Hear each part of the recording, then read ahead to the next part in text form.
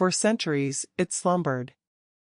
Beneath the jagged moons of LV-426, in the deep cracks of a derelict vessel long forgotten by the stars, it waited. Born of biomechanical terror and ancient design, the Xenomorph was a perfect organism, predator and parasite, death incarnate. It did not dream, for it had no soul. It did not fear, for it knew only the hunt. But something stirred in the void, something vast, ancient, and calling. A burst of electromagnetic energy laced through the nebulae like an electric scream. Across parsecs, signals trembled. Machinery hummed with sudden awareness. And deep in that cold tomb of metal and shadow, a pulse returned to the Queen. Not a heartbeat, no, but a command. The hive mind stirred. She lifted her elongated crown and hissed into the dark. The journey had begun. It was not the first time the xenomorph species had been awakened or discovered. Humans had found them, played with them, weaponized them. Corporations like Weyland-Yutani had risked entire colonies for just one viable specimen. But what the humans never understood was that the xenomorphs did not belong to them. They were not born of man or beast. They were ancient. Older than Earth. Older than the engineers who seeded galaxies. And now, a new hunger was pulling them from their cradle, beyond stars, beyond space. The Queen sensed it first, a siren's call threaded through the fabric of reality itself. Something had opened. A rip, a tear between dimensions. Not a wormhole, something more primal. A bridge between what is and what should never be. The engineers had spoken of it in glyphs etched into stone temples, the Eye of Calcet, a galactic anomaly rumored to be the gateway to apocalypse. The Queen mobilized her hive. Beneath the moons, beneath the crust of LV-426, tendrils of biometal and bone grew outward. The derelict ship, once dormant, hummed to life with resurrected purpose. Its engines, ancient relics of engineered technology, ignited with green flame. The ship, now a living thing itself, rose from the dust, carrying a cargo of eggs, drones, warriors, and the Queen herself. They would not wait to be discovered again. They would spread. Through stars and silence, the ship tore. At first, the human outposts failed to notice. Communications with LV-426 had long been deemed unreliable. A passing patrol vessel, the USC Delaney, picked up faint readings, biological activity where none should be. They went to investigate. They never returned. One by one, other vessels followed, science teams, rescue crews, scavengers. All met the same fate. It was not war. It was extinction. The xenomorph spread like a virus. Each conquered vessel became another breeding ground. Each new host, human or otherwise, gave rise to variations of the perfect predator. A xeno born from a Karkari war beast became a 10-limbed juggernaut. One birthed from a telepathic sinner monk developed psionic resistance. The hive evolved. Adapted. Learned. But even as the swarm swept from one sector to another, the Queen remained focused. Her thoughts, if they could be called that, were fixated on the anomaly. The Eye of Calcet was close. She could feel its pulse in her marrow. A hunger deeper than instinct. Something vast, dark, intelligent. And hungry. Not for flesh, but for annihilation. The hive entered the Oort expanse, a zone of cold stars and magnetic anomalies. Here, the cosmic background radiation twisted like whispers. Time fractured. Dreams bled into waking. The living and the dead exchanged places without knowing. At the center of it all was the eye, swirling, blacker than black, rimmed with dying light. No human dared approach it. Even the engineers, long-vanished architects of life, had left warnings in orbiting satellites, glyphs that bled when touched, voices that screamed in all frequencies. It was not a place of power. It was a place of judgment. But the Queen went willingly. The ship, now fused with her will, descended into the eye. Reality split like glass. Time rewound.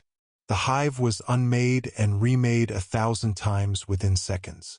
Drones mutated. Warriors shattered and reformed with wings, claws, new senses. The Queen screamed, not in pain, but in evolution. They had passed beyond space into the cosmic unknown. Inside the eye was no void. It was a cradle of death. A realm built not of atoms, but ideas. Here, the laws of biology broke apart.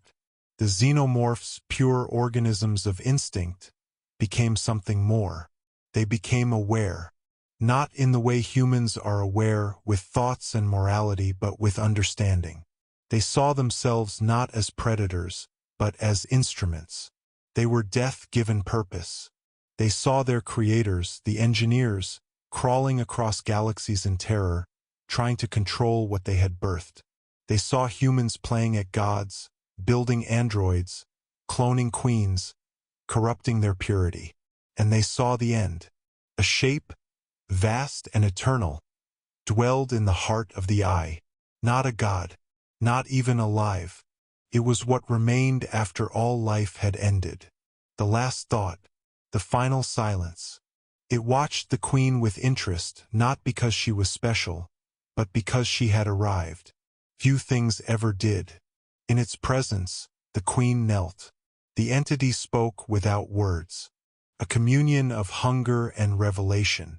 It showed the Queen a future where the xenomorphs consumed the galaxy. Planets darkened, stars extinguished. But then silence. With no hosts left, the hive starved. With no prey, evolution halted. Perfection rotted. The Queen understood. Their purpose was not survival. It was rebirth. The entity offered her a gift. A shard of itself, a piece of the eternal, embedded in her chest like a dark flame. She convulsed, twisted, grew. Her exoskeleton split open like a chrysalis. Out emerged a new being, Queen reborn. Taller, faster. Her tail a whip of black fire. Her inner jaw laced with void energy. She was no longer just Queen of the Xenomorphs. She was emissary of the end. The hive followed her out of the eye. Changed. Some had wings of obsidian. Others had minds capable of telepathy. All carried fragments of the final silence. They no longer hunted merely to breed. They hunted to end. The galaxy fought back. The United Galactic Forces declared an extinction protocol. Colonies were evacuated. AI-controlled fleets launched nukes into infected sectors. Even the rogue synths of Titan joined the war effort. For a time, humanity held the line. They discovered new weapons, lightwave plasma, zero-point traps, sonic scramblers that confused the hive mind. But the hive had changed. For every weapon humans deployed, the hive adapted. Their new forms shrugged off radiation. They turned sonic weapons against their wielders. The Queen reborn led assaults in person, her presence breaking minds, collapsing defensive grids with sheer force of will. Worse still, the Queen began to speak. Not with words, with emotion, with visions. Survivors of encounters returned haunted, muttering of a voice inside them. Dreams of black eggs and endless teeth. Some turned on their own. Others became hosts willingly. A cult formed, the Broodsworn. Humans who believed the Xenomorphs were not invaders, but salvation. Planets fell. Earth became the final bastion. A ring of space stations formed a shield around it. Every weapon known to man was pointed outward. And still they came. A sea of black. A tide of wings, claws, and silence. The final battle was not a war. It was a ritual.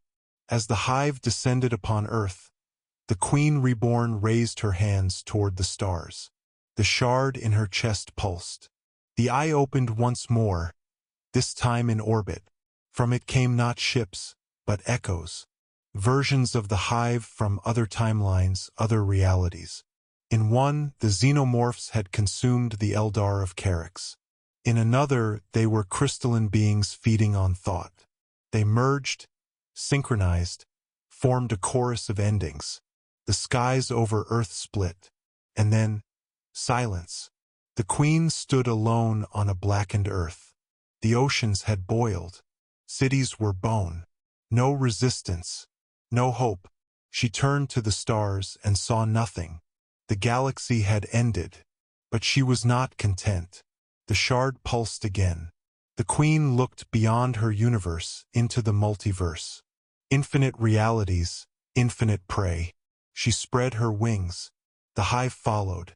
Not to survive. Not to grow. But to become the end. Forever.